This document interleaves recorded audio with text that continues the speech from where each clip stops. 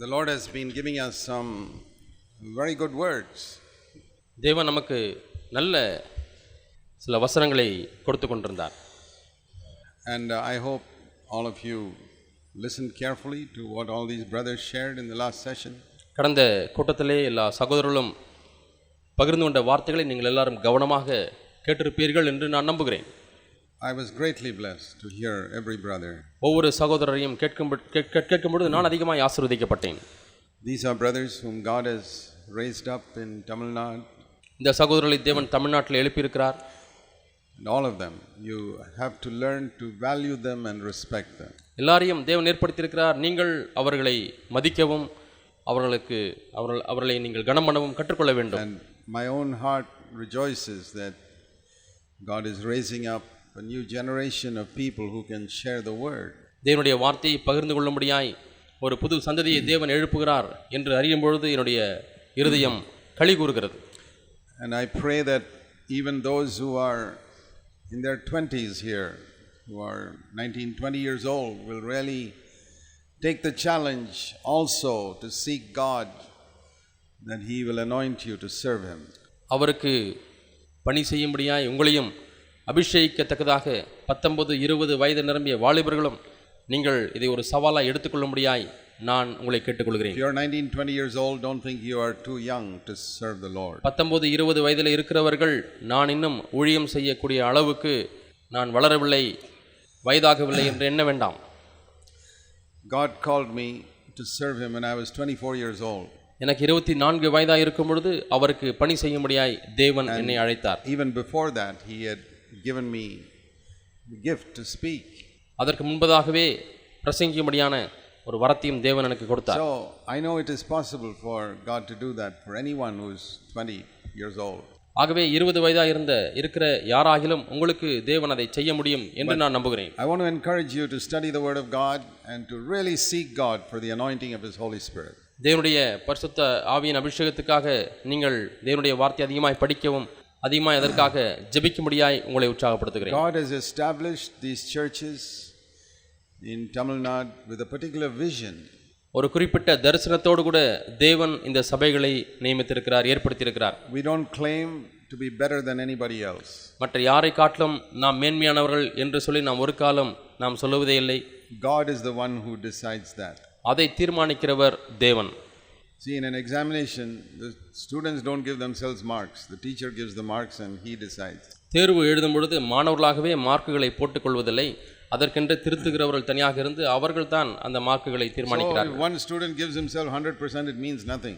ஆகவே ஒரு மாணவன் தானாக தேர்வு எழுதி அதை தானாக திருத்தி 100க்கு 100 போட்டுக்கொண்டால் அதில் எதுவும் பொருள் இருக்கிறதா? Because teacher may give him only 40%. ஆனால் ஆசிரியர் திருத்தும் பொழுது 40 மார்க்கு தான் வாங்குறான். So we don't want to give ourselves marks and say this is what we are. நாங்கள் இப்படித்தான் இருக்கிறோம் என்று நாமாகவே நமக்கு மதிப்பெண்களை போட்டுக்கொள்ள நமக்கு விருப்பமில்லை. We are students and we want to do our best and leave it to the teacher, the Lord Jesus, finally to give us marks. நாம் எல்லாருமே மாணவர்களாக இருக்கிறோம். நாம் கடைசியாக நாம் சிறந்ததை செம்மையானதை செய்து திருத்துகிற பணியையும் மார்க்கு போடுகிற பணியும் நம்முடைய ஆசிரியராக இயேசுவினிடத்தில் ஒப்புக் கொடுத்து விடுவோம். Just like we don't say we are better than any other church, we also don't want to spend our time criticizing other churches. மற்ற சபைகளை காட்டிலும் எங்கள் சபை நல்ல சபை என்று நாம் எப்படி சொல்லாதிருக்கிறோமோ அதே விதமாகத்தான் மற்ற சபை எங்கள் சபையோட மோசமானது என்றும் நாம் சொல்லுவதில்லை. God bless them. தேவன் அவர்களை ஆசீர்வதிப்பாராக. But our concern is that everything in the word of God must be preached. நம்முடைய பாரம் என்னவென்றால் தேவனுடைய வார்த்தையில சொல்லப்பட்ட ஒவ்வொரு காரியங்களும் பிரசங்கிக்கப்பட வேண்டும். When we started this ministry among these churches more than 30 years ago, 30 ஆண்டுகளுக்கு முன்பதாக இந்த ஊழியங்களை இந்த சபைகளிலே நாம் ஆரம்பிக்கும் பொழுது, please listen, this is what the Lord told me. ஆண்டவர் இதைத்தான் என்னிடத்திலே சொன்னார், இதை காது கொடுத்து கேளுங்கள். You listen carefully to what all the other churches are preaching. மற்ற எல்லா சபைகளிலேயும் எதை பிரசங்கிக்கிறார்கள் என்பதை நீ கவனமாய் உற்று கேள். And the Lord took me through many churches. தேவன் என்னை பல சபைகளுக்கு அழைத்துச் சென்றார். Allowed me to read books written by people in many groups. அநேக குழுக்களிலே இருக்கிறவர்கள் எழுதின புத்தகங்களை வாசிக்கும்படியாய் தேவன் என்னை ஏவினார். Nowadays even on television there are Christian preachers and I listen to them to see what are they preaching. இன்றைக்கு டிவியிலேயும் அநேக கிறிஸ்தவ பிரசங்கியார்கள் வந்து பிரசங்கிக்கிறார்கள், என்னத்தான் பிரசங்கிக்கிறார்கள் என்பதை நான் கவனமாய் கவனமாக கேட்கிறேன். Because the Lord has told me to listen to what others are preaching. மற்றவர்கள் என்ன பிரசங்கிக்கிறார்கள் என்பதை கவனமாய் கேள் என்று ஆண்டவர் என்னிடத்தில் சொல்லி இருக்கிறார். And the Lord said, அதற்கு பிறகு ஆண்டவர் சொன்னார், now study the Bible and see the things in the Bible which they are not preaching. இப்பொழுது அவர்கள் பிரசங்கிக்காத காரியங்கள் வேதத்திலே என்ன இருக்கிறது என்பதை பார்க்கும்படியாக நீ வேதத்தை நோக்கி பார். So I had already studied the Bible and it was very easy for me to find out the things which they are not preaching. ஏற்கனவே நான் வேதத்தை நிறைய கற்று அறிந்திருக்கிறபடினாலே ஒருவர் பிரசங்கிக்கும் பொழுது எந்த காரியத்தை அவர் பிரசங்கிக்கவில்லை என்பதை கண்டுபிடிப்பது எனக்கு எளிதான ஒரு காரியமாய் மாறுகிறது. And then I saw that was my calling. அதுதான் என்னுடைய அழைப்பு என்பதை நான் விளங்கிக் கொண்டேன். So I don't have to preach what 100 other people are already preaching. ஏற்கனவே 100 பேர் பிரசங்கித்துக் கொண்டிருக்கிற காரியங்களை நான் மீண்டுமாய் பிரசங்கிக்க தேவையில்லை. That is all right, it's okay. அந்த பிரசங்கிற காரியங்களாம் சரிதான், நல்லதுதான். If something is left out, then something is missing and it gives a wrong picture. ஆனால் அங்கே ஏதோ ஒன்று இழக்கும் பொழுது, அங்கே காணப்படாமல் போகும் பொழுது தவறான ஒரு கருத்தை காண்பிக்கிறதா இருக்கிறது. Now I'm sure you all know what a jigsaw puzzle is, where a painting or picture they may cut into various different shapes and sizes. ஒரு படம், யானை படமோ சிங்கம் படமோ, அதை சிறு சிறு துண்டுகளாக அதை வெட்டி அதையெல்லாம் கலக்கி கொடுத்து விடுவார்கள். சிறு பிள்ளைகள் அதையெல்லாம் தேடி கண்டுபிடித்து ஒன்றாக சேர்த்து கடைசியிலே அந்த படம் அழகாக வர வேண்டும். அதுதான் jigsaw puzzle. Truth is like that. சத்தியமும் அப்படித்தான் இருக்கிறது. Think of the way the artists draw the face of Jesus.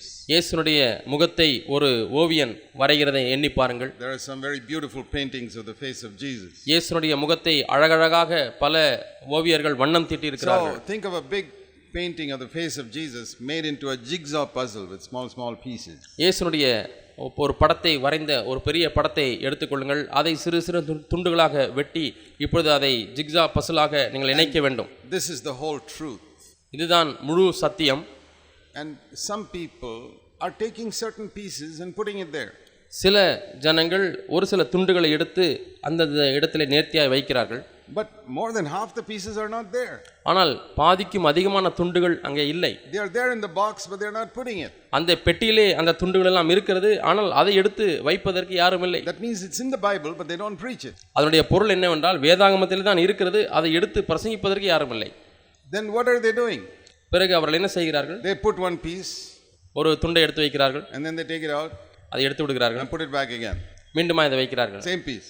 அதே துண்டை தான் வைக்கிறார்கள். And then another preacher will take it out and put it back again. இன்னொரு பிரசங்கியார் வருகிறார், அதில் ஏற்கனவே வைத்த துண்டுகளையும் எடுத்து அந்த பெட்டியிலே போட்டு திருப்பி அதே துண்டுகளை எடுத்து வைக்கிறார்.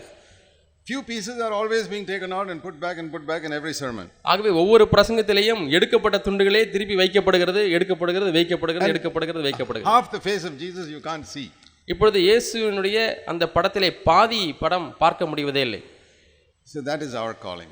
அதுதான் நம்முடைய அழைப்பு. To pick up these other pieces and put it. மற்ற துண்டுகளை தேடி எடுத்து அதை அங்கே வைப்பது. So that people can see the full face of what Jesus is. அப்பொழுது இயேசு எப்படிப்பட்டவர் என்கிறதான முழு படத்தையும் ஜனங்கள் பார்க்க முடியும்.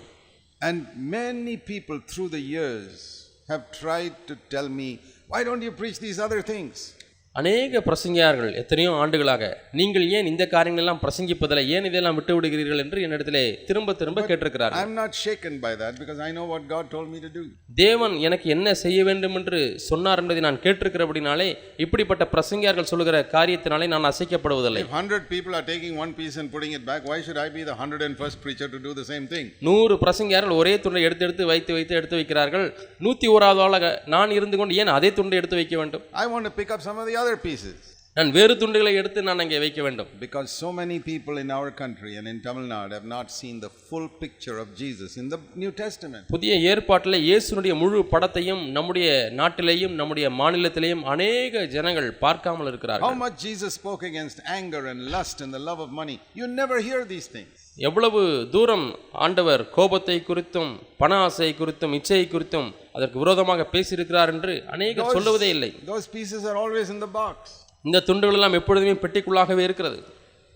What are they talking about? They are talking about how God will bless you and love you and care for you and all. தேவன் எப்படி உங்களை ஆசீர்வதிப்பார், எப்படி உங்களை அன்பு கூறுவார், எப்படி உங்களை பராமரிக்கிறார் என்றே பேசிக் கொண்டிருக்கிறார்கள். And even that love is misunderstood. அந்த அன்பே தவறாக புரிந்து கொள்ளப்பட்டிருக்கிறது. You can talk about one side of love and forget the other side of love. அன்பின் ஒரு பகுதியை மட்டும் பேசிவிட்டு மறுபகுதியை மறந்து விடலாம். If you had asked me when I was a young Christian, நான் ஒரு இளம் கிறிஸ்தவனாய் இருக்கும் பொழுது என்னை baby Christian, ஒரு கிறிஸ்தவ குழந்தை என்பது போல கிறிஸ்தவத்திலே ஒரு குழந்தையாய் நான் இருந்த பொழுது, even as a baby Christian you can know the Father. ஒரு குழந்தையாய் கிறிஸ்தவ குழந்தையாய் இருந்தும் தகப்பனை அறிந்து கொள்ள முடியும். See, I want to show you that in 1 John chapter 2. 1 யோவான் 2ஆம் அதிகாரம். I want you to see this. நீங்கள் இதை பார்க்க முடியாய் விரும்புகிறேன். 1 John chapter 2. 1 யோவான் 2ஆம் அதிகாரம். And verse 12 to 14. 12 முதல் 14 வசனங்கள். Here it speaks about 3 levels of the Christian life. கிறிஸ்தவ வாழ்க்கையின் 3 நிலைகளை குறித்து இந்த வசனங்கள் பேசுகிறது. First, you are a child. முதலாவது பிள்ளைகள். Then you spiritually a child. ஆவிக்குரிய ரீதியிலே பிள்ளைகள். You may be 50 years old, but you could be spiritually a child. நீங்கள் 50 வயது நிறைந்த ஒரு மனிதராக இருக்கலாம், ஆனால் ஆவிக்குரிய வாழ்க்கையில இன்னும் பிள்ளைகளாகவே இருக்க முடியும். Then you grow up and you become spiritually a young man. அதற்கு பிறகு வளர்ந்து ஆவிக்குரிய ரீதியிலே நீங்கள் வாலிபர்களாய் மாறுகிறீர்கள். And then you grow up and spiritually you become a father. அதற்கு பிறகு நீங்கள் வளர்ந்து ஆவிக்குரிய ரீதியிலே பிதாக்களாய் மாறுகிறீர்கள். Like God the Father. பிதாவாகிய தேவனைப் போல. You become a spiritual father to other people. மற்ற ஜனங்களுக்கு ஆவிக்குரிய தகப்பனாய் மாறுகிறீர்கள். All these 3 people are mentioned in these 3 verses. இந்த 3 நபர்களும் இந்த 3 வசனங்களிலே குறிப்பிடப்பட்டிருக்கிறது. What is the main characteristic of these 3 people are also mentioned here. இந்த 3 நபர்களினுடைய குணாதிசயமும் இந்த வசனங்களிலே சொல்லப்பட்டிருக்கிறது. There are 2 things written about each of them. ஒவ்வொருவரை குறித்தும் 2 காரியங்கள் குறிப்பிடப்பட்டிருக்கிறது. இப்பொழுது பாருங்கள். When you are a child, பிள்ளைகளாய் இருக்கும் பொழுது what is the main thing you have? உங்களுக்கு இருக்கக்கூடிய பிரதானமான காரியம் என்ன? 12, your sins are forgiven. உங்கள் பாவங்கள் மன்னிக்கப்பட்டது. Say, praise God. ஆண்டவரே உமக்கு ஸ்தோத்திரம். My sins are forgiven. I'm going to heaven. என்னுடைய பாவங்கள் எல்லாம் மன்னிக்கப்பட்டு விட்டது, நான் பரலோகத்துக்கு போகிறேன். That's good. அது நல்லதுதான். I'm excited when somebody tells me that.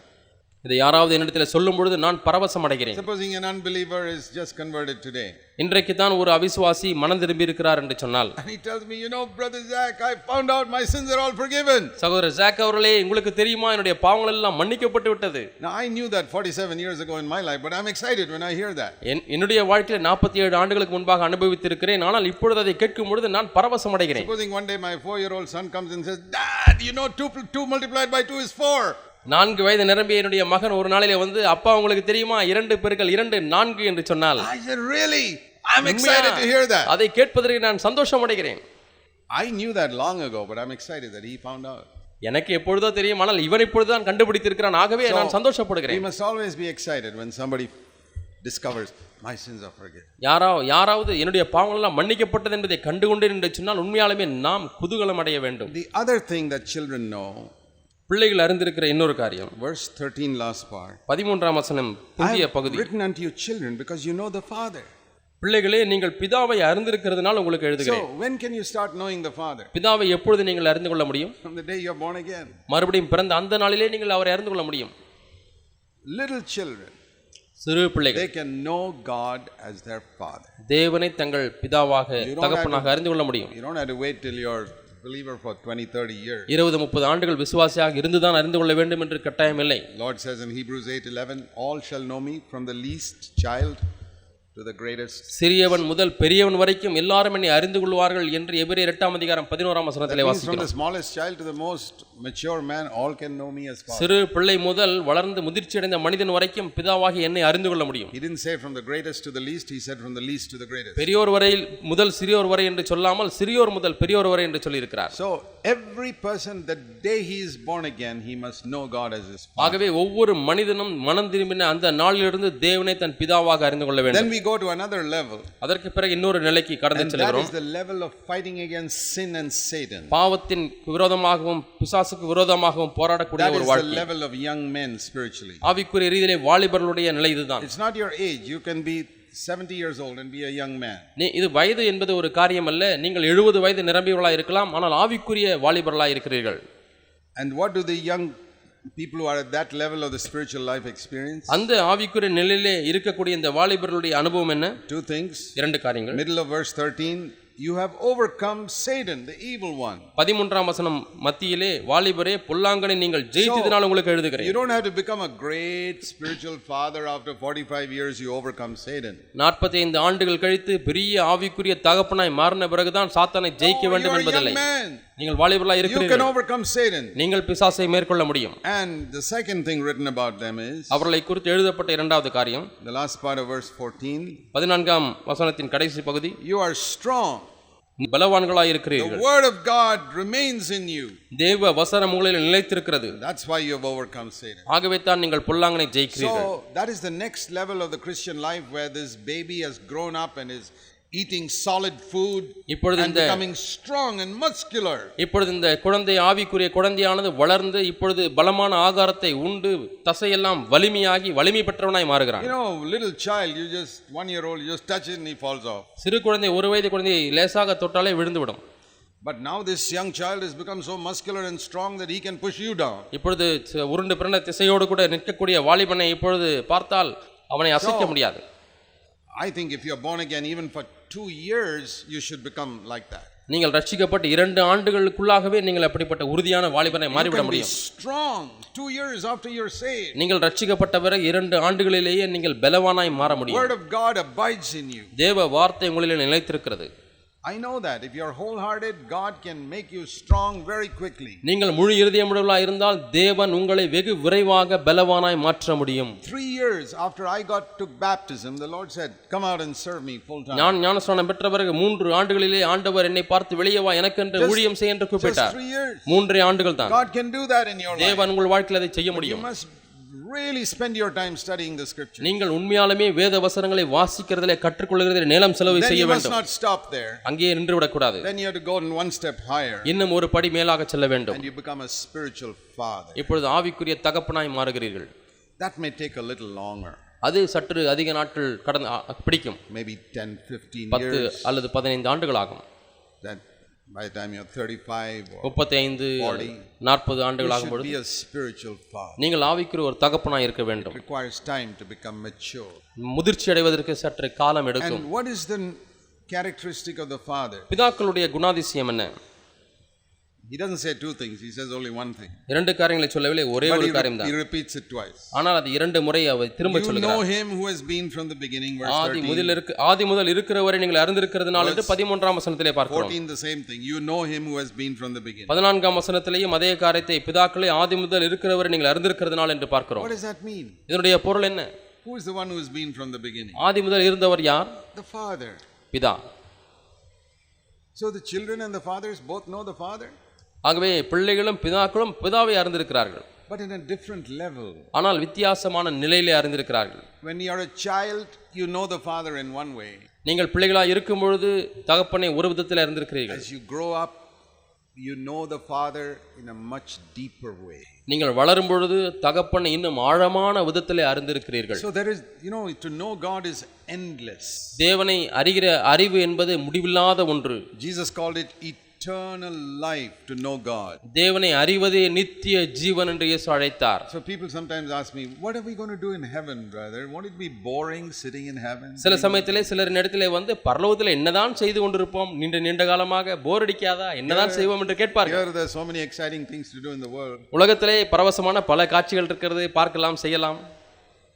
You think if this sinful world is so exciting, can you imagine what heaven is like? பாவம் நிறைந்த உலகமே இவ்வளவு பரவசம் அளிக்க கூடியதா இருந்தால் பரலோக வாழ்க்கை எப்படி இருக்கும் என்று கற்பனை செய்து பார்க்க முடியுமா? But I know what I'm going to do in all eternity. ஆனால் நித்தியத்திலே நான் என்ன செய்ய போகிறேன் என்று எனக்கு தெரியும். I'm going to know God. நான் தேவனை அறிந்து கொள்ள போகிறேன். அதிகமாய் அதிகமாய் அதிகமாய் know Jesus. இயேசுவை அதிகமாய். And where does it end? அது எங்கே முடிவு பெறுகிறது? Eternal life. நித்திய ஜீவன். To know God and Jesus Christ. தேவனையும் இயேசு கிறிஸ்துவையும் அறிவது நித்திய ஜீவன். You think that's boring? அது போர் அடிக்குமா? That's because you don't know God properly now. இப்பொழுது நீங்கள் தேவனை சரியாக அறியாதபடினாலே தான் அது சலிப்பு தட்டும் என்று எண்ணுகிறீர்கள். I'll tell you a little bit of what my own experience has been even the last 2 or 3 years. கடந்த 2-3 ஆண்டுகளிலே என்னுடைய சிறிய அனுபவத்தை உங்களோடு கூட பகிர்ந்து கொள்ள விரும்புகிறேன். My life has become so full of joy and excitement because I concentrated on knowing God. தேவனை அறிகிற காரியத்திலேயே நான் முழு மனதையும் செலுத்துகிறபடினாலே 2-3 ஆண்டுகளாக பரவசம் அடைந்திருக்கிறேன், எவ்வளவோ உற்சாகம் அடைந்திருக்கிறேன். And I say, Lord, this is wonderful. ஆண்டவரே, இது அற்புதமா இருக்கிறது.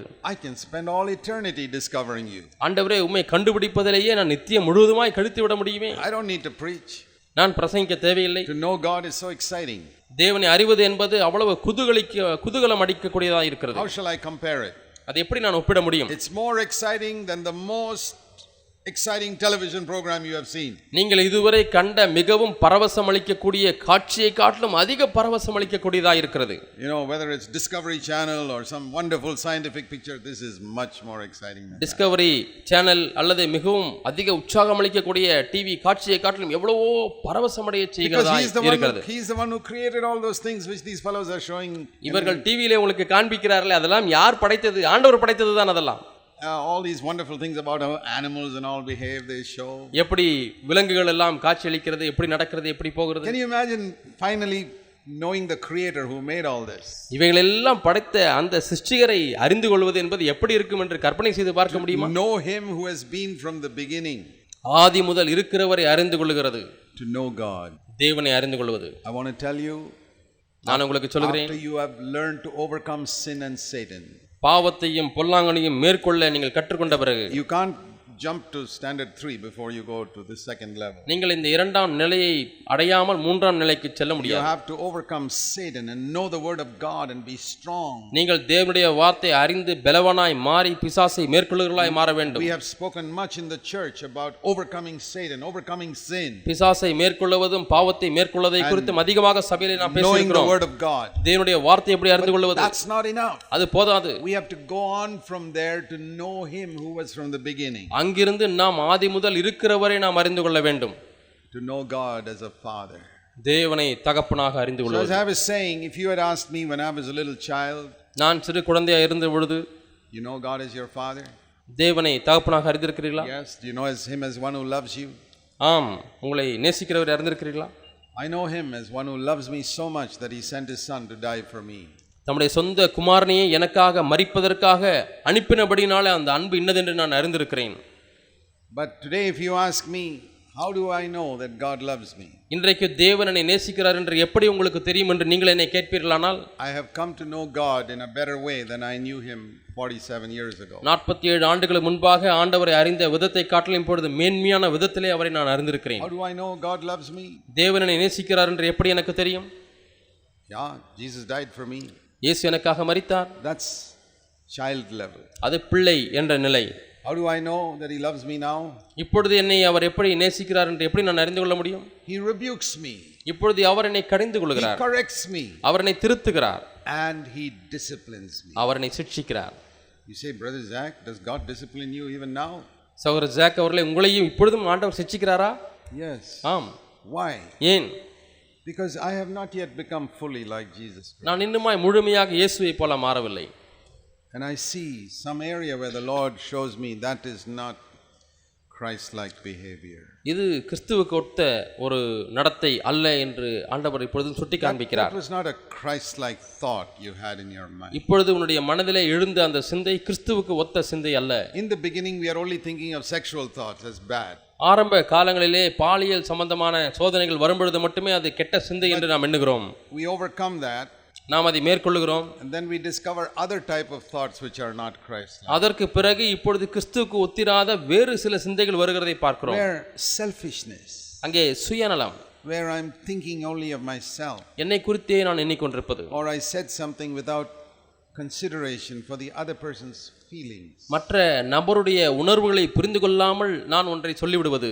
So we must not just think of dirty thoughts as the only bad thoughts we have. அசுத்த எண்ணங்கள் மட்டுமே கெட்ட எண்ணங்கள் என்று நாம் எண்ணக்கூடாது. You know, judgmental thoughts of other people. மற்றவர்களை நியாயந்தீர்க்கக்கூடிய சிந்தைகள்.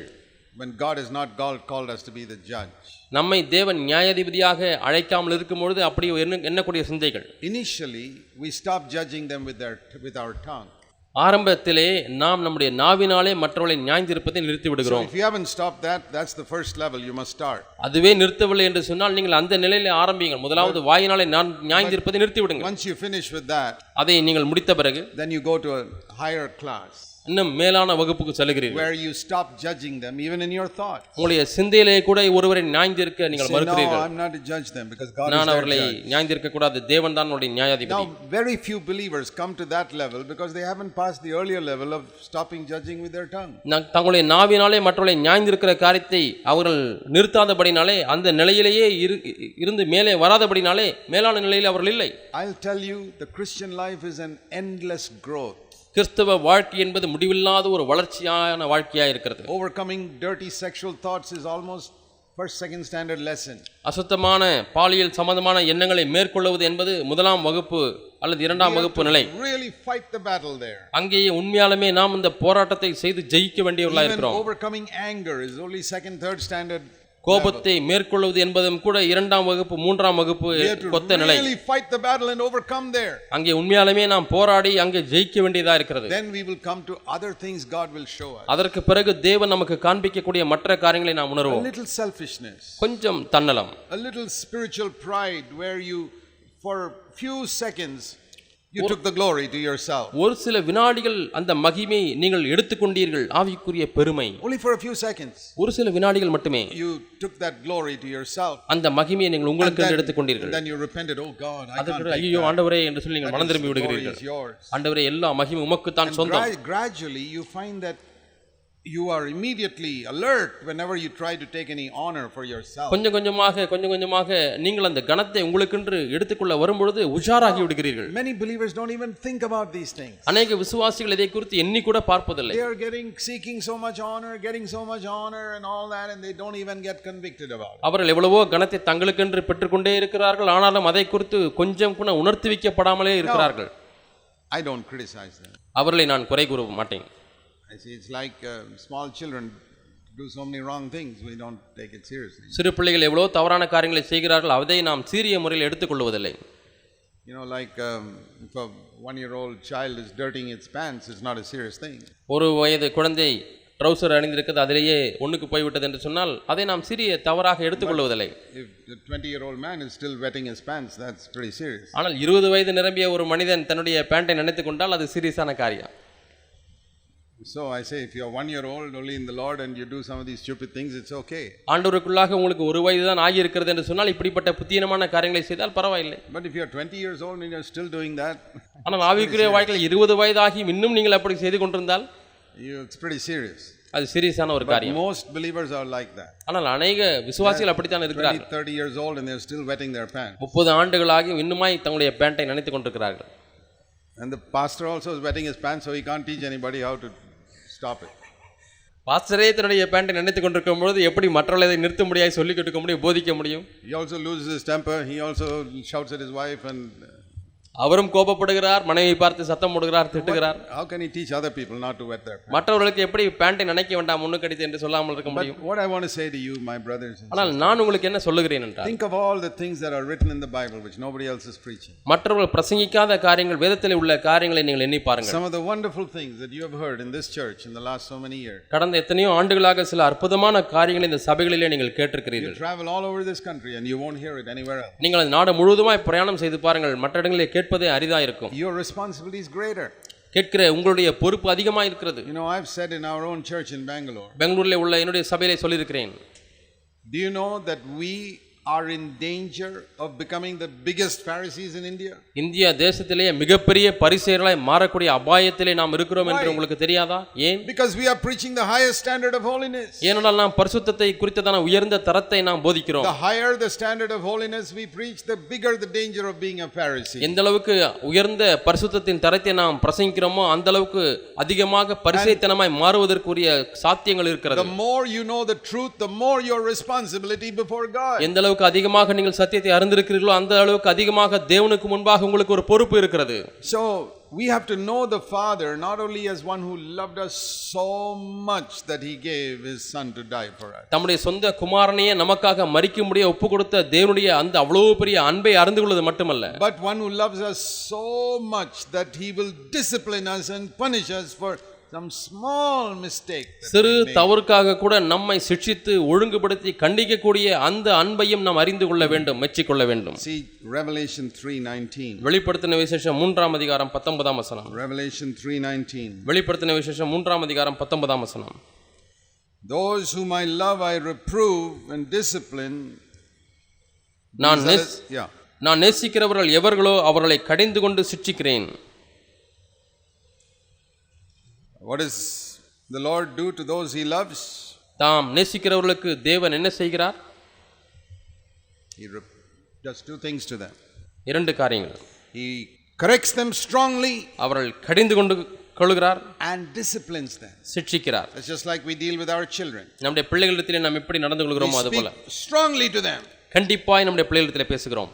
See, if you raise your voice when you speak to your child, that's not anger. சில சமயத்திலே பிள்ளைகளிடத்திலே பேசுகிறோம், அது சத்தத்தை உயர்த்தி நாம் சில காரியங்களை சொல்கிறோம், அது கோபம் அல்ல. Some parents get a bit convicted. Oh, I sometimes raise my voice at my child. சில பெற்றோர்கள் தாங்களாக ஐயோ பிள்ளைகளிடத்திலே சத்தத்தை உயர்த்தி பேசிவிட்டனே என்று சொல்லி ஒரு குற்ற உணர்வு அடைகிறார்கள். You have to speak sometimes raising your voice. That is not anger. சில சமயத்திலே சத்தத்தை உயர்த்தி பேச வேண்டியதா இருக்கிறது, அது கோபம் அல்ல. See, for example, if somebody is standing 100 feet away, யாராவது ஒருவர் 100 அடிக்கு தூரத்திலே நின்று கொண்டிருக்கிறார் என்று வைத்துக் கொள்வோம். நான் சத்தம் போட்டு கூப்பிடுகிறேன், சகோதரன் வின்சென்ட், I'm not angry. நான் கோபப்படுவதில்லை. He is so far away, that's why I'm saying it. அவர் எவ்வளவு தூரத்தில் இருக்கிறபடினாலே நான் சத்தம் போட்டு கூப்பிடுகிறேன். Have you seen sometimes children can sit 2 feet away but in their mind they are many miles away? சில சமயத்திலே பிள்ளைகள் 2 அடிக்கு அருகாமையிலே தான் உட்கார்ந்து கொண்டிருப்பார்கள், தங்களுடைய மனதிலே 100 அடி தூரத்திலே இருப்பார்கள். All children are like that. எல்லா பிள்ளைகளும் அப்படித்தான் இருக்கிறார்கள். Tell them drink your milk. Ball குடிப்பா. Can't hear, so many miles away. கேட்கவில்லை, அவர்கள் எத்தனையோ மைலுக்கு அப்பால் மனதிலே போய்விட்டார்கள். Drink your milk. Ball குடிப்பா. Can't hear. கேட்கவில்லை. Drink your milk. ஏய் பால் குடி. Okay.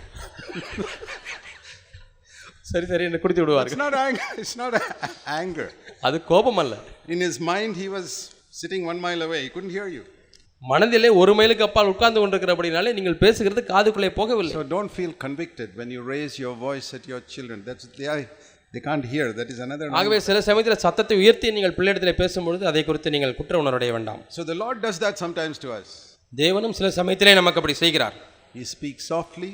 மெதுவாக பேசுகிறார். And he speaks loudly to us. சில சமயத்திலே சத்தமாக பேசுகிறார். Because we are not listening when he speaks softly. அவர் மெதுவாக பேசும்பொழுது நாம் கவனிப்பதில்லை. And when you get a sickness, he is shouting at you. ஒரு வியாதி உங்களுக்கு வந்தால் அந்த நேரத்தில் தேவன் சத்தமாய் பேசுகிறார் என்ற அர்த்தம். He is angry. அவர் கோபமாய் இருக்கிறதுபடினாலே அல்ல. Because he loves you. அவர் உங்களை நேசிக்கிறபடினாலே. That is another side of that coin of love. இந்த அன்பின் நாணயத்தின் மறுபக்கம் தான் இது. That like he loved you to send his son to die for you on the cross. உங்களுக்காக சிலுவையிலே மரிக்கும்படியாய் தம்முடைய குமாரனை அனுப்பக்கூடிய அந்த அன்பு. He loves you so much that he wants to remove all sin from your life. அதே அன்பு தான் உங்கள் வாழ்க்கையில் உள்ள எல்லா பாவத்தையும் நீக்குவதற்கு முயற்சிக்கிறது. See Hebrews chapter 12. எபிரேயர் 12ஆம் அதிகாரம். Verse 6.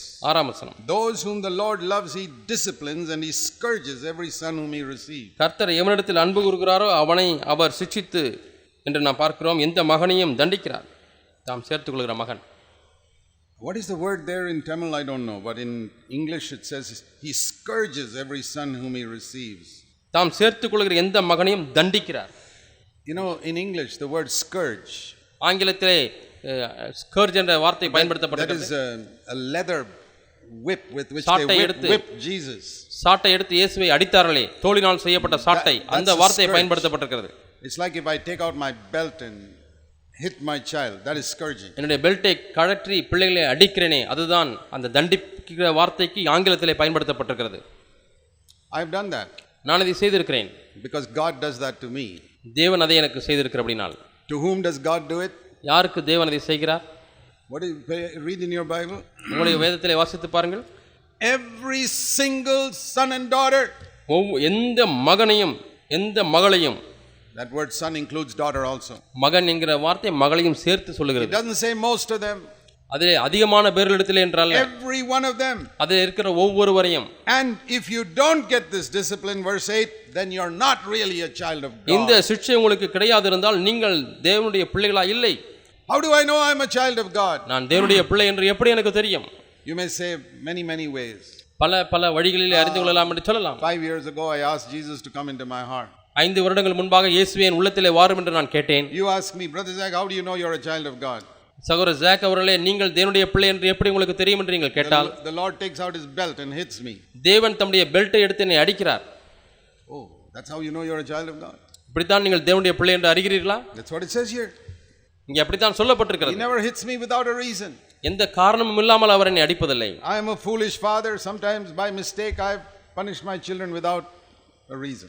காரணமே இல்லாமல் சில சமயங்களிலே என்னுடைய பிள்ளைகளை புத்தீனமான தகப்பனாய் இருந்து அடித்திருக்கிறேன். It says here, இங்கே பார்க்கிறோம், earthly fathers disciplined us as they thought best.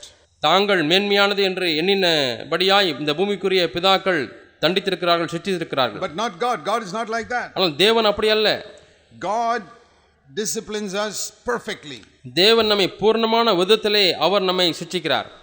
Even earthly fathers, verse 10, they disciplined us according to what they thought best. பூமிக்குரிய தகப்பன்மார்கள் தங்களுக்கு நலமென்று தோன்றினபடி கொஞ்ச காலம் சிட்சித்தார்கள்.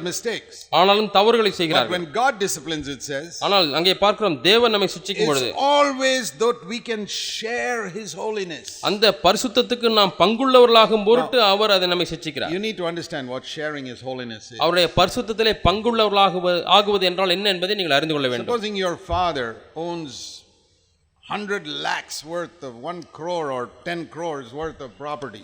1 கோடி அல்லது 10 கோடி ரூபாய் பெருமானமுள்ள சொத்தை உங்கள் அப்பா வைத்திருக்கிறார் என்று வைத்துக் கொள்ளுங்கள். And you are just 2 or 3 children. உங்களுக்கு 2-3 பிள்ளைகள் தான் நீங்கள் இருக்கிறீர்கள். So the father decides he's going to share 3 crores with each of you. உங்கள் ஒவ்வொருவருக்கும் 3 கோடி ரூபாய் பிரித்து கொடுப்பதாக தீர்மானிக்கிறார். Are you interested in getting that? அதை பெற்றுக்கொள்வதிலே உங்களுக்கு விருப்பம் இருக்கிறதா? What do you think? என்ன நினைக்கிறீர்கள் சொல்லுங்கள். Don't try and act spiritual, just tell me the truth. ரொம்ப ஆவிக்குரியல் போல நடந்து கொள்ள வேண்டாம். உண்மையா என்ன நினைக்கிறீங்களோ அதை சொல்லுங்கள். Yeah, you want it. உங்களுக்கு தேவைதான். I would be happy to get it because I can use it in so many good ways. நான் அந்த 1 கோடி ரூபாய் பெற்றுக்கொள்ள நான் விரும்புவேன் என்றால் பல விதங்களில் அதை நான் பயன்படுத்தலாம். For the glory of God. தேவ மகிமைக்காக. So now this sharing his holiness is just like some rich father giving me his property. ஒரு ஐஸ்வர்யவானாகிய தகப்பன் தன்னுடைய சொத்தை பங்கிட்டு கொடுப்பது போல தான் இங்கேயும் இந்த பரிசுத்தத்துக்கு நம்மை பங்குள்ளவர்களாய் மாற்றுகிறார். This 3 crores your father gives you will disappear after some time. இந்த 3 கோடி ரூபாய் உங்கள் தகப்பன் கொடுக்கிறாரே அது கொஞ்ச நாட்களில் மறைந்து விடும். Or when you die it will go. அல்லது நீங்கள் மரிக்கும்போது அதோடு கூட அதுவும் நீங்கிவிடும். Inheritance my heavenly father gives me. ஆனால் என்னுடைய பரலோக பிதா எனக்கு கொடுக்கக்கூடிய சுதந்திரம். It says he wants to share his holiness with me. அவர் என்னோடு கூட அந்த பரிசுத்தத்திலே பங்குள்ளவர்களாய் மாற்றுகிறார். Your father will not share his inheritance with all the servants who work in his house. தன்னுடைய வீட்டிலே வேலை செய்கிற எல்லா வேலைக்காரர்களோடும் கூட தன்னுடைய சொத்தை உங்களுடைய தகப்பன் பங்கிட மாட்டார். He may own a factory and all the workers in his factory will not get a share. அல்லது உங்கள் தகப்பன் ஒரு தொழிற்சாலையில வேலை செய்து கொண்டிருந்தால் அங்கே உள்ள எல்லா வேலையாட்களுக்கும் அந்த பங்கு கிடைக்காது. He shares it only with his children. தம்முடைய பிள்ளைகளிடத்திலே தான் அதை பங்கு வைக்கிறார். God does not share his holiness with all the millions of angels. தேவன் தம்முடைய பரிசுத்தத்தை கோடிக்கணக்கான தூதர்களுக்கு பங்கு போட்டு கொடுப்பதில்லை. He shares it with his children. தம்முடைய பிள்ளைகளோடு கூட அதை பகிர்ந்து கொடுக்கிறார். I want to share in that. அதிலே எனக்கும் ஒரு பங்கு தேவை. I want to share in that more than any inheritance that I can get from any earthly father. இந்த பூமிக்குரிய தகப்பனிடத்திலிருந்து எனக்கு கிடைக்கக்கூடிய எந்த ஒரு சுதந்திரத்தை காட்டிலும் இந்த சுதந்திரம் எனக்கு வேண்டும். Do you want that inheritance from your father? இந்த சுதந்திரம் உங்களுக்கு பரலோக பிதாவினிடத்திலிருந்து தேவைப்படுகிறதா? You can only get it if you allow him to discipline you. அவர் உங்களை சிட்சிக்கும்படியா நீங்கள் அனுமதிக்கும் பொழுது மட்டுமே அது உங்களுக்கு கிடைக்கும். That's what it says. அதுதான் இங்கே சொல்லப்பட்டிருக்கிறது. All discipline, verse 11, now is very painful, not joyful. எந்த சிட்சையும் தற்காலத்திலே சந்தோஷமாய் காணாமல் துக்கமாய் காணும். But afterwards it will reproduce the peaceful fruit of righteousness. பிற்காலத்திலே அதிலே பழகினவர்களுக்கு அது நீதியாகிய சமாதான பலனை தரும். It will not produce the peaceful fruit of righteousness in everybody. ஆனால் எல்லாரிடத்திலேயும் அது நீதியாகிய சமாதான பலனை விளைவிக்காது. You read it. இங்கே பார்க்கிறோம். Only for those who allow themselves to be trained by it. இந்த சிட்சையினாலே தாங்கள் பழகினவர்கள் அவர்களுக்கு மட்டும் தான் இது பலனை கொடுக்கும். See, if I punish my child, என்னுடைய மகனை நான் தண்டிக்கிறேன், he can become so bitter. அவன் என் மீது கசப்புள்ளவனாய் மாறி விடுவான். I'm just waiting till I'm 18 years old, I'm going to run away from this house. 18 வயது எப்பொழுது எனக்கு ஆகும் இந்த வீட்டை விட்டு ஓடி போகிறேன் என்று காத்துக் கொண்டிருக்கிறான். Such children will get nothing. அப்படிப்பட்ட பிள்ளைகளுக்கு ஒன்றும் கிடைக்காது. But like we heard, நாம் கேட்டது போல, that you beat that child. நீங்கள் குழந்தையை அடிக்கும் பொழுது he comes and hugs you and says, அந்த குழந்தை வந்து உங்களை கட்டிக்கொள்ளுகிறது, அப்பா என்று அரவணைத்துக் கொள்ளுகிறது. I have punished all my 4 sons. என்னுடைய 4 மகன்களையும் நான் தண்டித்திருக்கிறேன். And they all love me today. They all call me their hero. இன்றைக்கு அந்த 4 பேரும் என்னை நேசிக்கிறார்கள், தங்களுடைய கதாநாயகனாக என்னை They எண்ணிக்கொண்டிருக்கிறார்கள். said, we want to bring up our children the way you brought us up. நீங்கள் எங்களை வளர்த்தது போலவே நாங்கள் எங்கள் பிள்ளைகளை வளர்க்க வேண்டும் என்று சொல்கிறார்கள். But when they were getting the punishment, they didn't say those words. ஆனால் அந்த தண்டனை அவர்களுக்கு கிடைக்கிற அந்த நேரத்தில் இந்த வார்த்தைகளை அவர் சொல்லவில்லை. You see, I always used to pray with my children after punishing them. நான் என்னுடைய பிள்ளைகளை தண்டித்த பிறகு அவரோடு கூட சேர்ந்து நான் ஜெபிக்கிற ஒரு வழக்கத்தை வைத்திருந்தேன். You have not only done something wrong, we have hurt the Lord by what you did. நீங்கள் ஏதோ தவறு செய்தது மட்டுமல்ல, நீங்கள் செய்த காரியத்தினாலே தேவனை துக்கப்படுத்தி I இருக்கிறீர்கள். have to punish you because the Lord told me to do that. தேவன் இதை செய் என்று சொன்னபடினாலே நான் உங்களை தண்டிக்க வேண்டியதாக இருக்கிறது. I don't like to do it. நான் அதை செய்வதில் எனக்கு பிரியமில்லை. But the Bible says that's வேதம் the way, சொல்லுகிறது, so I do it. அப்படிதான் செய்ய வேண்டும் என்றால் நான் செய்தனாக Now வேண்டும். let's pray. இப்பொழுது நாம் ஜெபிப்போம். So I'll pray. நான் ஜெபிப்பேன். Sometimes once I say, okay, now you pray. ஒரு முறை ஒரு மகனை இப்பொழுது நீ ஜெபி என்று சொன்னேன். And one of them will say, I don't feel like praying now. இப்பொழுது நான் ஜெபிப்பது போல எனக்கு உணர்வு இல்லை என்று சொல்லிவிட்டான். I say, okay, don't pray. சரி, பரவாயில்லை, கவலைப்படாதே. But today, ஆனால் இன்றைக்கு we are very thankful. நன்றி உள்ளவர்களாக இருக்கிறார்கள். So it will be like that. All of you got small children. சிறு பிள்ளைகளை வைத்திருக்கிற உங்களுக்கும் அப்படித்தான் இருக்கும். Don't be afraid to correct them, punish them. அவர்களை கண்டிப்பதற்கும் தண்டிப்பதற்கும் நீங்கள் ஒரு காலம் நீங்கள் அதிலே தயக்கம் காட்ட வேண்டாம். 15 years later, 15 ஆண்டுகள் கழித்து, 20 years later, 20 ஆண்டுகள் கழித்து they will thank you. அவர்கள் உங்களுக்கு நன்றி சொல்வார்கள். Because children don't know what's good for them. ஏனென்றால் பிள்ளைகளுக்கு தங்களுக்கு எது நல்லது என்று தெரியாது. Even in earthly things. பூமிக்குரிய காரியங்களிலே கூட Some of our children may say, oh, I don't want to study. நம்முடைய சில பிள்ளைகள் எனக்கு படிப்பதற்கே பிடிக்கவில்லை என்று I want சொல்வார்கள். to go and play cricket or football all the time. எனக்கு எப்பொழுது பார்த்தாலும் கால்பந்து விளையாடிக் கொண்டே இருக்க வேண்டும் அல்லது கிரிக்கெட் விளையாடிக் கொண்டே இருக்க வேண்டும். What do you got to do with such children? அப்படிப்பட்ட பிள்ளைகளை வைத்து நீங்கள் என்ன செய்ய வேண்டும்? You got to say sorry. You got to sit down and study. நீ உட்கார்ந்து இப்பொழுது படிக்க வேண்டும் என்று சொல்ல வேண்டும். Whether you like it or not, you got to sit down and study. உனக்கு பிடிக்குதோ பிடிக்கவில்லையோ உட்கார்ந்து படிக்க வேண்டும். You have to get a job one day and support yourself. ஒரு நாளிலே நீ வேலைக்கு சென்று உன்னை நீயே தாங்கிக் கொள்ள வேண்டும். You can't support yourself just by playing cricket and football. கிரிக்கெட்டும் கால்பந்தும் விளையாடிக் கொண்டு எப்பொழுது பார்த்தாலும் விளையாடிக் கொண்டே நீ ஒரு நல்ல வேலையில் அமர்ந்து உன்னை தாங்கிக் கொள்ள முடியாது. Only 1 or 2 people who become great cricketers and footballers. அப்படி விளையாடுகிறவர்களே ஏதோ 1000 ஒருவர் 2 பேர் தான் கால்பந்து ஆட்ட வீரர்களாய் கிரிக்கெட் வீரர்களாய் மாறுகிறார்கள். You may not be so good. நீ அந்த அளவுக்கு திறமை உள்ளவனா இல்லாமல் இருக்கலாம். You can't earn your living like that. You got to sit down and study. நீ பிழைப்புக்கு அப்படி நீ சம்பாதிக்க முடியாது, நீ உட்கார்ந்து படிக்க வேண்டும். The parents must take the time to sit down with them and say, now listen, open up your book now. பெற்றோரும் பிள்ளையிடத்தில் உட்கார்ந்து இப்பொழுது உன்னுடைய புத்தகத்தை திற என்று உட்கார வேண்டும். If you are not willing to take those pains with your children, உங்கள் பிள்ளைகளிடத்திலே இப்படிப்பட்ட கஷ்டங்கள் எல்லாம் நாம் ஏன் பட வேண்டும் என்று சொல்லி உங்களுக்கு விருப்பமில்லை என்றால், I believe that you are depriving your children of something good in life. பிள்ளைகளுக்கு நன்மையாய் வாழ்க்கையிலே கிடைக்கக்கூடிய காரியத்தை நீங்கள் அவர்களுக்கு தவிர்த்து விடுகிறீர்கள், தடை செய்கிறீர்கள். Strict with them as a father. தகப்பனாய் இருக்கிற நீங்கள் அவர்களோடு கூட கண்டிப்புள்ளவர்களாய் இருங்கள். We have to be kind and strict. நீங்கள் தயவாயும் கண்டிப்பாயும் இருக்க வேண்டும். See, it says in Romans chapter 11, ரோமர் 11ஆம் அதிகாரத்திலே, when we talk about God is a very loving father, தேவன் ஒரு அன்பான தகப்பன் என்று நாம் பேசும்பொழுது, we are not afraid of him. நாம் அவரை பார்த்து பயப்படுவதில்லை. We are not afraid of him, not because he just gives us chocolates all the time. அவர் எப்பொழுதுமே நமக்கு சாக்லேட்டை கொடுத்து கொண்டிருக்கிறபடினாலே நாம் பயப்படாமல். He disciplines us. அவர் நம்மை சிட்சிக்கிறார். See Romans 11 verse 22. ரோமர் 11ஆம் அதிகாரம் 22ஆம் வசனம். Behold then the kindness and the severity of God. ஆகையால் தேவனுடைய தயவையும் கண்டிப்பையும் பார். Behold means look carefully at it.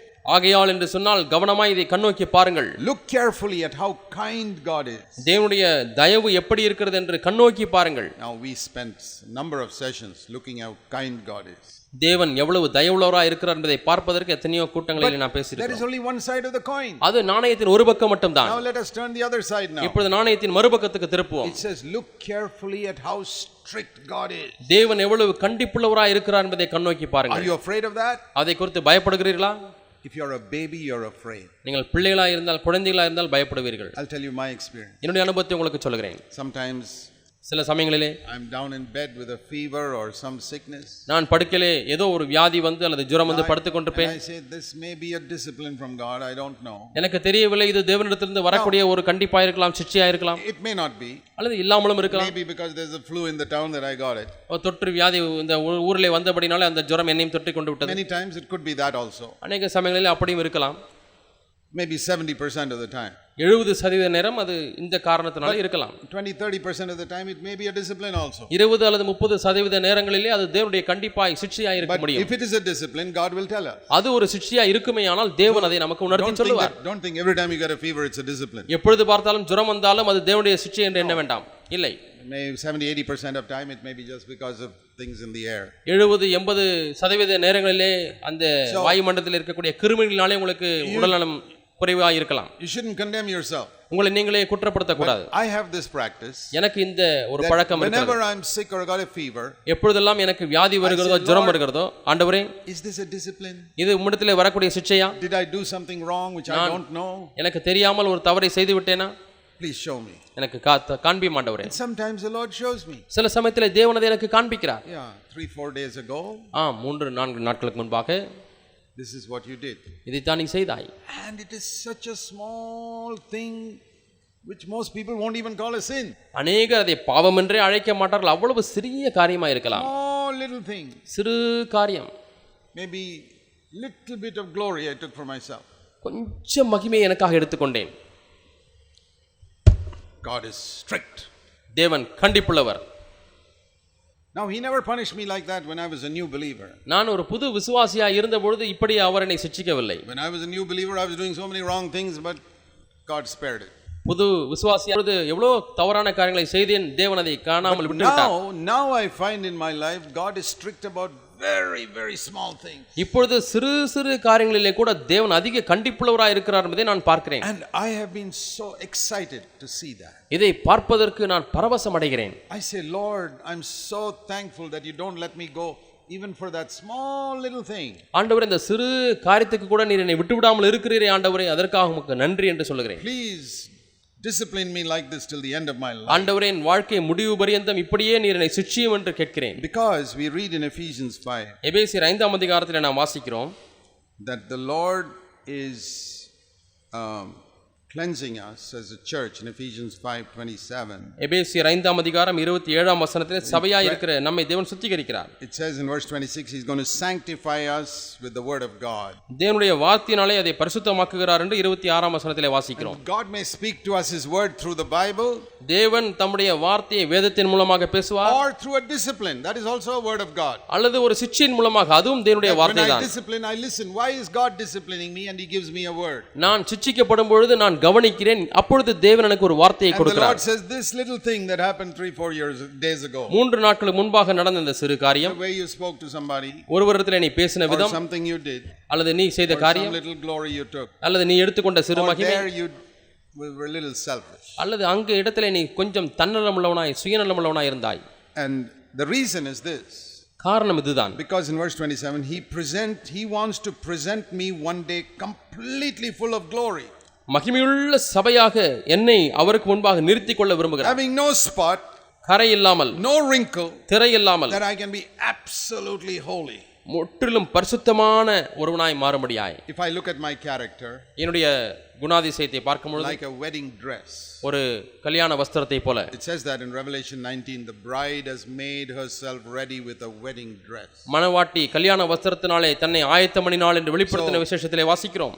God is ironing this dress so that all the wrinkles go out. அந்த வஸ்திரத்திலே இருக்கக்கூடிய சுருக்கங்கள் எல்லாம் போகும்படியாக தேவன் ஒரு இஸ்திரி பெட்டியை வைத்து அவர் இஸ்திரி போடுகிறார். Hangs it up and says, yeah, I say, Lord, that looks great.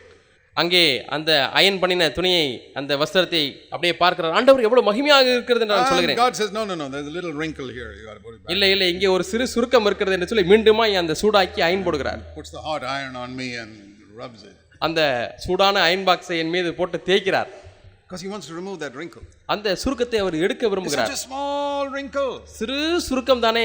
Bride may say, no, it's okay. மணவாட்டி அது சின்ன சுருக்கம் தானே என்று சொல்கிறார். இல்ல it has to be perfect. அது பூரணமாய் இருக்க வேண்டும். And then there's one little spot there. இங்கே ஒரு சிறு கரை இருக்கிறது. We got to wash that again. அதை மீண்டுமாய் துவைக்க வேண்டும் என்று சொல்கிறார். Then we got to iron it again. அதுக்கு பிறகு மீண்டுமாய் ஒரு அயன் பண்ண வேண்டும். I say, this is a perfect God.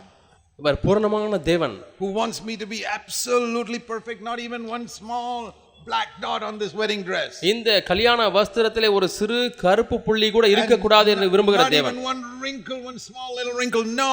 ஒரு சிறு சுருக்கம் கூட காணப்படக்கூடாது, இருக்கவே கூடாது என்று விரும்புகிற தேவன். But I should be absolutely holy, verse 27. 27ஆம் வசனத்திலே absolutely blameless. முற்றிலும் பரிசுத்தம் பிழையற்றதுமான ஒருவனாய் மாற வேண்டும். Do you want God to make you like that? தேவன் இப்படி உங்களை மாற்ற முடியாது விரும்புகிறீர்களா? I want it. எனக்கு அது I தேவை. want it with all my heart. முழு இதயத்தோடு கூட நான் அதை விரும்புகிறேன். If you say that to God, he will really take you. நீங்கள் இதை தேவனிடத்திலே சொல்லும் பொழுது அவர் அதை உங்களை எடுத்துக்கொள்வார். Do you know how he'll do it? அவர் எப்படி செய்வார் தெரியுமா? He will discipline you. அவர் உங்களை சிட்சிப்பார். You know, like you heard brother Charles say. சகோதரர் சார்ல்ஸ் சொன்னது போல Somebody told him, don't go too near to God because then life becomes a little difficult. ஆண்டவரை கிட்ட நெருங்கி போனால் வாழ்க்கை கடினமாகி விடும் என்று சொன்னது போல Keep little distance. எப்பொழுதுமே ஒரு இடைவெளி வைத்தே போங்கள். You know, there's a verse like that in the Ecclesiastes. Don't be too righteous. மிஞ்சின நீதிமானாய் இராதே என்று நாம் பிரசங்கின் புத்தகத்திலே வாசிக்கிறோம். Can you imagine going to Jesus and saying, don't be too righteous? இயேசுவிடத்திலே போய் சொல்ல முடியுமா? ஆண்டவரே ரொம்ப மிஞ்சின நீதிமானாய் இருக்க வேண்டாம் என்று சொல்ல முடியுமா? Yeah, in one way to be super righteous like the Pharisees, that is wrong. பரிசேயர்களைப் போல மிஞ்சின நீதிமானாய் இருப்பது என்பது தவறுதான். About washing the hands and all that. கை எப்போது பார்த்தாலும் கை கழுவி We're கொண்டே not இருக்க. talking about that. அதை குறித்து நாம் பேசுவதில்லை. We're talking about perfect holiness. பூரணமான பரிசுத்தத்தை குறித்து நாம் பேசிக் God கொண்டிருக்கிறோம். loves you. ஆண்டவர் உங்களை And so நேசிக்கிறார். he'll discipline you. ஆகவே உங்களை அவர் சிட்சிப்பார். That because he's a good father. ஏனென்றால் அவர் நல்ல தகப்பன். He's not a grandfather. அவர் ஒரு தாத்தா அல்ல. You know that? உங்களுக்கு தெரியுமா? You know how grandfathers are? தாத்தாமார்கள் எப்படி இருப்பார்கள் என்று உங்களுக்கு தெரியுமா? They don't take belt and all that. தாத்தாமார்கள் பெல்ட் எல்லாம் எடுத்து பேரன் பிள்ளைகளை அடிப்பதில்லை. Only chocolate, chocolate, chocolate, ice cream, chocolate. எப்பொழுது பார்த்தாலும் சாக்லேட் வாங்கி கொடுப்பார், ஐஸ்கிரீம் வாங்கி கொடுப்பார், சாக்லேட் வாங்கி கொடுப்பார் தாத்தா. I became a grandfather a little while ago. கொஞ்ச நாட்கள் முன்பாக நான் ஒரு தாத்தாவாய் மாறிவிட்டேன். So one of the brothers in Bangalore asked me. பெங்களூரிலே இருக்கக்கூடிய ஒரு சகோதரனை பார்த்து கேட்டார். So when you saw your little grandson, how did you feel? உங்களுடைய பேரனை பார்த்த உடனே நீங்கள் எப்படி உங்களுடைய உணர்வுகள் இருந்தது என்று கேட்டார். I said, I thought, how can anybody punish this sweet little child? இந்த சிறு குழந்தையை பேரப்பிள்ளை எப்படி யாராவது ஒரு தண்டிக்க முடியும் என்று நான் எண்ணினேன். How can anybody punish this sweet little thing? இந்த அருமையான குழந்தையை யாராவது எப்படி தண்டிக்க முடியும்? So they asked me, what if you see one day your son taking out the belt or something to hit the child? ஒரு நாளிலே உங்களுடைய மகன் பெல்ட்டை எடுத்து அந்த உங்கள் பேரப்பிள்ளை அடிக்கும் பொழுது நீங்கள் எப்படி உணர்வீர்கள் என்று கேட்டார். I said, I think I'll go for a walk. நான் அப்படியே கொஞ்சம் நடந்து விட்டு வருகிறேன் என்று சொல்லி நான் தப்பித்து போய்விடுவேன் என்று சொன்னேன். And I'll come back after about half an hour. அரை மணி நேரம் கழித்து நான் திரும்பி வருவேன். And then my grandson will come running to me and say, Daddy ate me. அப்போ என் பேரப்பிள்ளை ஓடி வந்து அப்பா அடிச்சிட்டாங்க என்று சொல்லி சொல்லுவான். And I will take him on my lap. நான் அவனை மடியில் எடுத்துக்கொள்வேன். And I say, that's good for you. அது உனக்கு நல்லது என்று சொல்லுங்க. Because the Bible says வேதம் சொல்லுகிறது that there are a lot of wrong things in our heart and your father loves you and that's why he disciplines you. உள்ளத்திலே பல தவறான காரியங்கள் இருக்கிறது, ஆகவே உன் தகப்பன் உன்னை தண்டிக்கிறார், சிட்சிக்கிறார். But I can't do that because I'm a grandfather. நான் தாத்தாவா இருக்கிறபடினால என்னாலே அதை செய்ய முடியாது.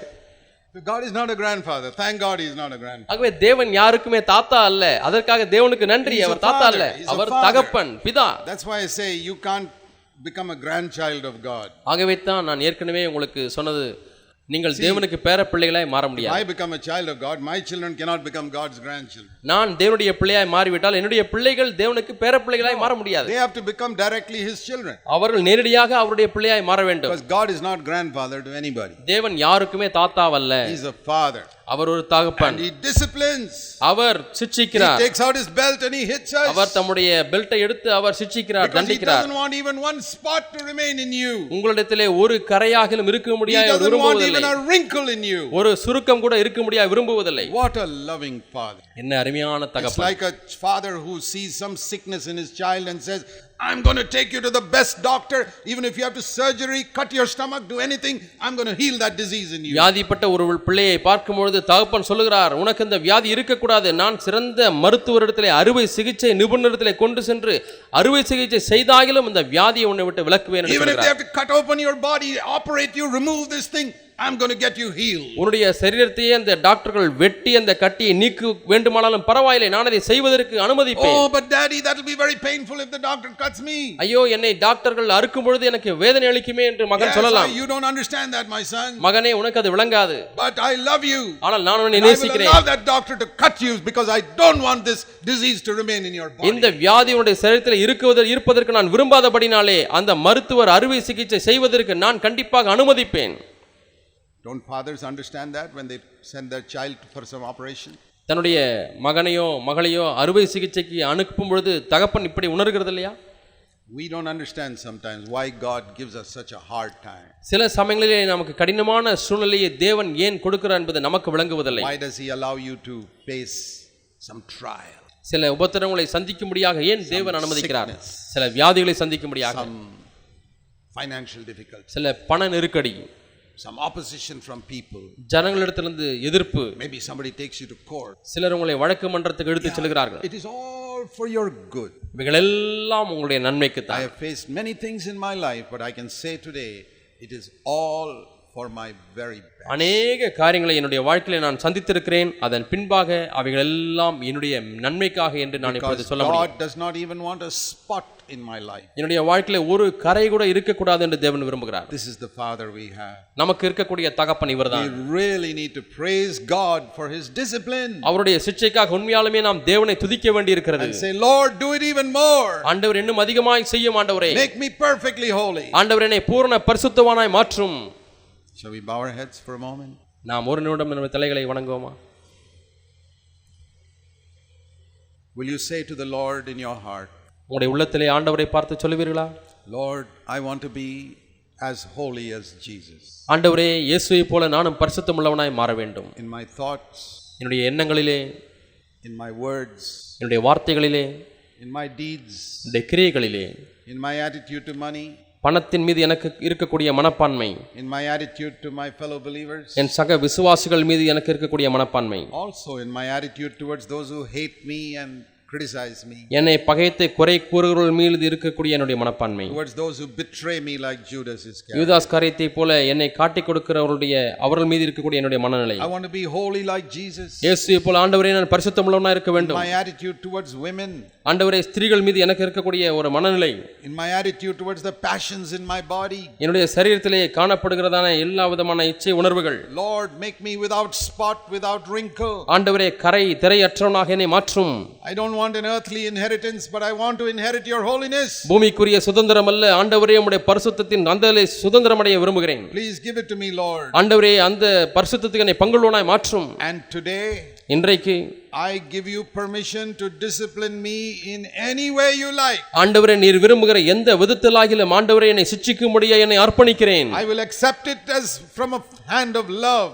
ஆண்டவரே, ஒரு அன்பின் கரத்திலிருந்து வருவதாக அதை நான் எண்ணி ஏற்றுக்கொள்வேன். Any way you like. ஆண்டவரே, நீர் விரும்புகிற எந்த விதத்திலாவது I செய்யும். will not compare myself with other believers. மற்ற விசுவாசிகளோடு கூட ஆண்டவரே என்னை ஒப்பிட்டு பார்க்க I மாட்டேன். will not say, why are you treating me like this? ஏன் இப்படி என்னை நடத்துகிறீர் என்று கேள்வி கேட்க மாட்டேன். I ஆண்டவரே, will accept your discipline உம்முடைய சிட்சையை joyfully. ஆண்டவரே சந்தோஷமாக ஏற்றுக்கொள்வேன். You are my father. நீர் என் தகப்பன், You love me. நீர் என்னை நேசிக்கிறீர், You will care for me. நீர் என்னை கரிசனை கொள்கிறீர், You provide for me. எனக்காக எல்லாவற்றையும் கொடுக்கிறீர். ஆண்டவரே, Lord Jesus, ஆண்டவராக இயேசுவே, help me to be your disciple. உம்முடைய சிஷ்யனாய் இருக்கும்படி எனக்கு உதவி செய்யும். Work in my life என் வாழ்க்கையிலே கிரியை செய்யும். so that I'll be ready for your coming. உம்முடைய வருகைக்கு ஆயத்தமுள்ளவனாய் மாறும்படியாக, Before you come, நீர் வருவதற்கு that I முன்பதாக can be useful for you on this earth. இந்த பூமியிலே உமக்கு பயனுள்ள பாத்திரமாய் நான் மாற வேண்டும். Amen. ஆமென்.